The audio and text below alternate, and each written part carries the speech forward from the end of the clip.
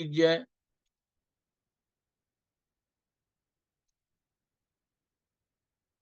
सौभाग्यशाली प्रेमी गुरमुखो, संत महापुरुष सबके ऊपर कृपा करते हैं और सबके दुख हरते हैं, सबके सभी काम करते हैं और हर वक्त वो अपने सेवकों के साथ ही रहते हैं।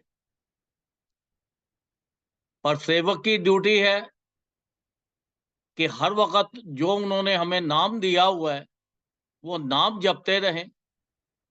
अगर हम नाम जपते रहेंगे तो हमारा कनेक्शन उनके साथ बना रहेगा। अगर हम नाम नहीं जपते तो फिर कनेक्शन कम हो जाता है। जैसे कि कोई भी आपका रिश्तेदार या बच्चा विदेश गया हो और वहां पर अगर वो फोन करता रहता है तो आपके साथ कनेक्शन जुड़ा रहता है। अगर वो फोन नहीं करता, कोई थोड़े दिन रहता है, उसके बाद धीरे धीरे कम होता चला जाता है। तो ऐसे ही संत महापुरुषों ने जो हमें नाम दिया है, ये इसको हर वक्त उठते बैठते चलते फिरते हर वक्त जपेंगे तो उनके साथ कनेक्शन बना रहेगा और हमारा संसार की सब सुख मिलते रहेंगे। अब देखो, एक भक्तानी थी। अब वो भक्तानी सत्संग में जाती थी और भजन भी बड़ा करती थी। अब वो एक बार सत्संग में गई, दो बार गई, देखा लोगों ने बड़ी उदास उदास रहती है ये। एक बार वो सत्संग में गई तो वो उसने रोना शुरू कर दिया। जब वो रो रही थी तो लोगों ने पूछा, भाई क्या बात है? वो और जोर जोर से रोने लग गई। तब श्री गुरु महाराज जी ने पूछा, भाई क्या बात है, आप रो क्यों रहे हो? यहाँ सत्संग हो रहा है, आपका कनेक्शन जो है वो परमात्मा से हटके संसारिक चीजों में कैसे लग गया है? तो वो कहने लगी, मेरा कनेक्शन नहीं टूटा, मेरा कनेक्शन तो और ज्यादा जुड़ा हुआ है। मैं उसी परमात्मा से, आपसे जो फरियाद कर रही हूं अंदर ही अंदर रो रो के, वो है। क्योंकि जो संत महापुरुष होते हैं ये तो साक्षात भगवान का रूप ही होते हैं। भगवान खुद ही संतों का रूप लेके, मनुष्य देह लेके और हमारे बीच में आते हैं और हमारे ऊपर कृपा करते हैं। फिर पूछा संत महापुरुषों ने, भाई बताओ, अपनी मजबूरी तो बताओ, क्या बात है? फिर वो रोती रही। उन्होंने कहा, आप बताओगे तो कुछ पता लगेगा। फिर वो कहने लगी, महाराज आप तो भगवान हो, आप तो सब कुछ जानी जान हो, तो आपको तो हर चीज का खुद का पता है, अब मैं क्या बताऊं? उन्होंने बोला, फिर भी अपने मुख से कुछ बताओ। उसने बताया कि देखो, जो मेरा पति है वो मुझे बहुत तंग करता है और कल तो उसने बच्चे को इतना मारा कि मेरा बेटा जो था वो बेहोश हो गया और उसने मुझे भी बड़ा मारा। तो मैं क्या करूं? मैं नाम तो जपती हूं पर हर वक्त मैं घर से परेशान ही परेशान रहती हूं। संत महापुरुषों ने फरमाया कि कोई बात नहीं, ऐसे का एक काम करो, कल मैं आपके घर पे खाना खाने आऊंगा और अपने पति को भी बोलना कि भाई वो भी खाना मेरे साथ ही खाए। तो उसने बोला ठीक है। जब वो घर गई तो अपने पति को कहने लगी कि भाई मेरे गुरुदेव आ रहे हैं कल खाना खाने के लिए और उन्होंने कहा है कि वो आपके साथ, आप भी उनके साथ खाना खाओ। तो अब वो सोचने लगा कि देखो, वो तो संत आदमी है, कथा करते हैं। अब लोग लाज के मारे कि अपनी बेइज्जती ना हो, उसकी वजह से उसने कहा कि ठीक है। उसने कहा कि अगर मैं चला गया या नहीं माना तो जब वो कथा करेंगे पूरे समाज के अंदर तो मेरी कितनी बेइज्जती होगी। क्योंकि था तो वो इंटेलिजेंट। तो वो कहने लगा, मेरी बेइज्जती ना हो तो मैं तो आएंगे बल्कि और मीठी मीठी बातें संत महापुरुषों से करूंगा ताकि उनको ये पता लगे कि मैं बहुत ही अच्छा और नेक इंसान हूं। अब वो हाँ कर दी। जब संत महापुरुष आए तो उन्होंने टेबल पे बैठे तो उन्होंने कहा, भाई जाओ भगतानी को, जाओ खाना बना के लेके आओ, पानी लाओ हमारे लिए। जब वो बैठे तो उससे पूछा, भगत जी ये बताओ कि आप जो हो, देखने में तो आपकी पर्सनैलिटी बड़ी अच्छी है और लगता है अच्छे खानदान से होंगे और आपका स्वभाव भी बहुत अच्छा होगा। पर किसी भी झूठे इंसान की अगर तारीफ कर दी जाए, तो वो एकदम और ज़्यादा फूल जाता है। वो सोचता है कि मैं वाक़ई बहुत बढ़िया हूँ, मेरी इतनी तारीफ संत महापुरुष कर रहे हैं। कहने लगा, जी बहुत है, ये है। उन्होंने बोला, क्या करते हो?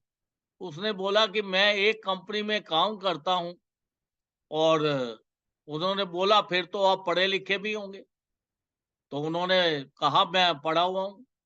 कौन सी कंपनी में करते हो? उसने कंपनी का नाम बताया। उन्होंने बोला कि भैया उस कंपनी में तो बड़े-बड़े लोग, ज़्यादा पढ़े लिखे लोग काम करते हैं।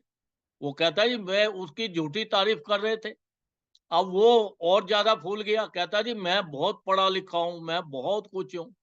अब उन्होंने फरमाया, संत महापुरुष कहने लगे, भई ऐसा है, साथ के दूसरे शहर में एक प्रतियोगिता हो रही है और वहां पर जो भी कोई क्वेश्चन बताएगा, उनका आंसर देगा, तो उसको 10 लाख रुपया मिलेगा। वो तो सुन के एकदम हैरान हो गया। कहने लगा, गुरुजी मुझे बताओ, मैं उसका आंसर जरूर दूंगा। मैं बहुत पढ़ा लिखा हूं, आप मुझे उसका क्वेश्चन बताओ कि क्वेश्चन क्या है। उन्होंने कहा, ठीक है, सुनो। उन्होंने बोला कि जो भी आदमी अपनी औरत को क्रोध करता है, औरत के ऊपर उसको मारता पीटता है, वो कसाई की तरह होता है। अब वो दूसरा क्वेश्चन जो है, वो कहता है कि जो भी आदमी अपनी औरत से पैसे छुपा के रखता है, उसको देता नहीं है, परेशान करता है, वो चोर की तरह होता है। फिर उन्होंने पूछा कि जो आदमी अपनी औरत के साथ घर के अंदर काम नहीं करवाता, हाथ नहीं बटवाता, और वो आलस आलस के समान है, आलसी के समान है। फिर उन्होंने बताया कि चौथा क्वेश्चन जो है, वो माता के समान है। जो आदमी अपनी औरत के किए हुए कामों को, गलतियों को माफ नहीं करता और उसके ऊपर क्रिटिसाइज करता है, वो जो माफ कर देता है उसकी हर गलती को, अपनी औरत की, उसको माता के समान माना जाता है। और जो अपने औरत को जब दुख सुख आता है, उसकी हर तरह से ख्याल रखता है, उसकी हर इच्छा पूरी करता है, उसके बिना बताए उसकी सब इच्छा पूरी कर दे, उसको हर तरह से खुश रखे, वो पिता के समान होता है। जैसे बाप अपने बच्चों का पूरी तरह ध्यान रखता है, आप भले वो दुख भोग ले, पर बच्चों को तो खुश रखता है।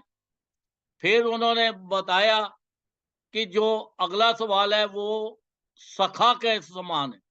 जो अपने, सखा कहते हैं दोस्त को, कि जो अपनी औरत के साथ दोस्तों की तरह रहता है, अपने दिल की सब बात करता है, उसके दिल की बात सुनता है, हर तरह उसके दुख सुख के अंदर बराबर का हिस्सेदार होता है, वो दोस्तों सखा के समान है।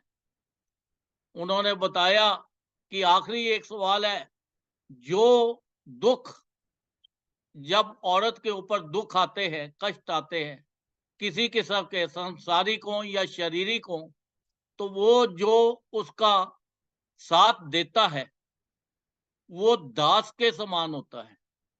तो उसको अंदर से गुस्सा आ गया कि अब क्या मुझे इसका औरत का नौकर बनवाएंगे? फिर संत महापुरुष तो सब समझ जाते हैं। फिर उन्होंने फरमाया कि देखो, दास बनने का मतलब ये नहीं है कि आप अपनी औरत के नौकर बन गए हो। कहने का मतलब ये है कि देखो, ये संसार है, ये शरीर के ऊपर आपके भी कष्ट आ सकते हैं, औरत के भी आ सकते हैं। औरत तो हमेशा अपने आदमी का साथ देती है, पर आदमी को भी उसका साथ पूरा-पूरा देना चाहिए। अब ये बताओ कि वो प्रतियोगिता के अंदर जाके आप कौन-सा इसमें से क्वेश्चन बताओगे कि ये इस तरह का मैं आदमी हूँ? अब उसके बड़ा शर्मिंदा हुआ, सोच में पड़ गया, कहने लगा कि इसमें से तो मैं एक भी नहीं हूँ। अब वो बहुत शर्मिंदा हो गया, तो संत महापुरुषों को फरमाया कि देखो कि अगर तुमने सही-सही सच बोला और वहां से 10 लाख रुपए आपको मिल जाएंगे। अगर आपने गलत बोला, पता लग गया तो कुछ नहीं मिलेगा। फिर वो संत महापुरुषों को कहने लगा कि देखो महाराज, गुरु महाराज जी, मैं इनमें से एक भी नहीं हूं, मैं इसके ऊपर बहुत शर्मिंदा हूं, पर मैं वहां पर जाकर जरूर बताऊंगा कि भाई मेरे जैसा कोई भी आदमी ना हो जो अपनी औरत को पांव की जूती के बराबर समझता हो, उससे पैसे छुपा के रखता हो, उसके दुख सुख में काम ना आता हो, घर का काम ना करता हो, उसको माफ ना करता हो। कहता है मेरे अंदर, कहता है मैं सबको जाके ये बताऊंगा कि देखो अगर तुमने सुख पाना है, एंजॉय करना है, तो एक अच्छा पति बन के बताओ, मेरे से ज्यादा खराब कोई नहीं है। तो देखो संत महापुरुष जो हैं कितनी अपार कृपा करते हैं। अब उन्होंने उसको भगत भी बना लिया और कितने प्यार से उसको समझा दिया। जब भी आपने कभी किसी को कोई भी आंसर क्वेश्चन करना हो, तो बड़े प्यार से मिठास के साथ आप उसको बताओगे, समझाओगे तो उसकी समझ में आ जाएगा। अगर गुस्से के साथ है तो फिर वो समझ में नहीं आता। तो देखो ये संसार है, संसार के अंदर हमारा जो साथ देने वाले, जीव की रक्षा करने वाले खाली संत महापुरुष हैं, क्योंकि संत महापुरुष ही उनके पास सब चीजों का संविधान है, क्योंकि वो साक्षात भगवान का ही रूप है। वो घट घट वासी हैं, वो सर्वव्यापी हैं, वो निराकार रूप भी हैं और साकार रूप भी हैं। वो हर अपने भगत की हर तरह से रक्षा करते हैं और उनकी यही चीज होती है कि उसको ये संसार की भी पूरी खुशियां मिले और परलोक की भी उसको पूरी पूरी खुशियां मिले। क्योंकि परलोक की खुशियां तभी हमें मिल सकती हैं जब हम भजन करेंगे, नाम लेंगे। अब देखो उन्होंने तो देखा कि भाई ये कलयुग है, इसके अंदर तो संसार ने फंसे रहना है अपने ये संसारी चीजों में। इसलिए उन्होंने कितने आसान तरीके हमारे लिए बना दिए। 5 नियम, श्री आरती, पूजा, सत्संग, सेवा, सिमरन और ध्यान, जो श्रद्धा सहित करे निश्चय हो कल्याण। जिस परिवार में ये 5 नियमों का पालन होता है और वहां पर हमेशा भगवान खुद रहते हैं, संत महापुरुषों ने गारंटी दी है कि देखो जिस परिवार में ये 5 नियम होंगे, हम वहां पर हर वक्त होंगे, किसी ना किसी रूप में आपका हर काम करेंगे, आपकी रक्षा करेंगे। तो देखो इतनी गारंटी वो लेते हैं, हमारी लोक की भी और परलोक की भी।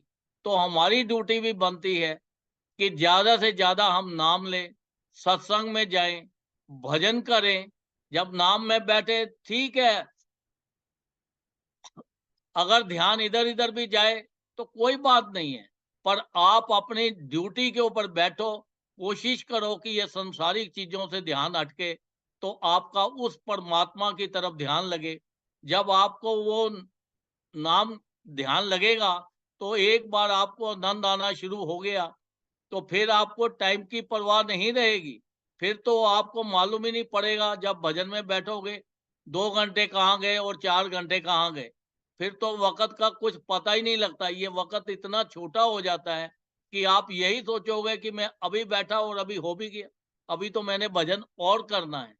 भजन जो है उसका आनंद अपना ही है, उसका जितना आनंद आता है वो भजन करने वालों से पूछो। जो संत महापुरुष होते हैं तभी वो बार-बार फरमाते हैं, जोर देते हैं कि भाई ज़्यादा से ज़्यादा भजन करो, क्योंकि ये संसार जो है, ये दुखों का सागर है। हम इनको हर चीज़ को सुख मानते हैं, पर ये सुख नहीं है। किसी भी चीज़ के अंदर सुख नहीं है। अगर गरीब आदमी होता है, वो बोलता है मेरे पास धन आ जाए तो मैं सुखी हो जाऊँ। तो धन से वो सुखी नहीं हो सकता। उसको फीलिंग होती है। जब ज़्यादा धन हो जाए, तो चोर आ जाते हैं चुराने के लिए, डाकू आ जाते हैं लूटने के लिए, कोई और प्रॉब्लम हो जाती है।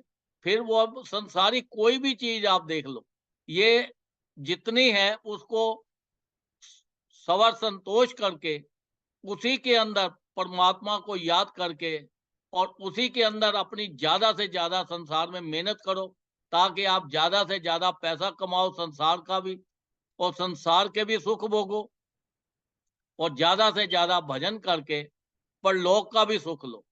क्योंकि सुख तो तभी मिलेगा जब भजन ज़्यादा करोगे। जितना ज़्यादा भजन करोगे, उतना सांसारिक धन आपको ज़्यादा मिलेगा। संसार की खुशियाँ ज़्यादा मिलेंगी। हर तरह से आपको मौज ही मौज रहेगी। और जो क्योंकि ये भजन एक ऐसी चीज़ है, ये आपको लोक और परलोक दोनों की खुशियाँ देती है। जब वहाँ पे भी जाओ, तो वहाँ पे भी खुशियाँ हैं। अब लोग कहते हैं मरने के बाद स्वर्ग मिले। स्वर्ग क्या चीज़ है? स्वर्ग तो हमारे कर्मों के मुताबिक है। कुछ टाइम के लिए स्वर्ग मिलता है। वहाँ पे थोड़े टाइम के लिए खुशियाँ मिलती हैं। उसके बाद फिर वो धक्का मार के वो कहते हैं जाओ जी आप। तो जो सचखंड है वहाँ पे तो हमेशा परमानेंट ही सुख और खुशियाँ ही खुशियाँ होती हैं। तो हमारे संत महापुरुष तो हमें सचखंड ले जाना चाहते हैं। वो स्वर्ग तो कहीं पे भी नहीं गया। अगर आप भजन नहीं भी करते, कुछ भी और सत्संग में भी जाते हो, स्वर्ग तो आपका एक ऑटोमेटिक ही आपके पास है। कम से कम स्वर्ग तो है ही है। पर आपको वो मोक्ष लेके जाना चाहते हैं, जो सचखंड है, जहाँ पर जाके खुशियाँ ही खुशियाँ, आनंद ही आनंद है। तो इसलिए ज़्यादा से ज़्यादा भजन करो। जितना ज़्यादा भजन करोगे, उतने ही आपको सांसारिक सुख भी ज़्यादा मिलेंगे और परलोक का सुख भी ज़्यादा मिलेगा। तो हर वक़्त उठते, बैठते, चलते, फिरते, हर वक़्त ज़्यादा से ज़्यादा भजन करो। क्योंकि देखो संत महापुरुषों ने फरमाया है, कम से कम हर इंसान को 2 घंटे मिनिमम भजन करना चाहिए। अगर 2 घंटे कंटिन्यू नहीं कर सकते, तो घंटा-घंटा करके करो। घंटा-घंटा करके नहीं कर सकते, तो आधा-आधा घंटा करके करो। जितना भी ज़्यादा हो सके, इसका कोई न ज़रूरी नहीं है कि आप बैठ के ही करना है। आप लेट के भी कर सकते हो। आप चलते-फिरते भी कर सकते हो। आप ट्रैवल करते हुए भी कर सकते हो। तो भजन का कोई समय नहीं होता। तो इसलिए ज़्यादा से ज़्यादा भजन करके तो देखो संत महापुरुषों ने हर चीज़ का उनके पास समाधान है। अब देखो ये जो सत्संग है, अब जो भी ये सत्संग सुनेगा, देखो उसके यहाँ परिवार में खुशियाँ ही खुशियाँ आएँगी और हर तरह से वो मौजें ही लेता रहेगा। तो ये सब संत महापुरुषों की कृपा है।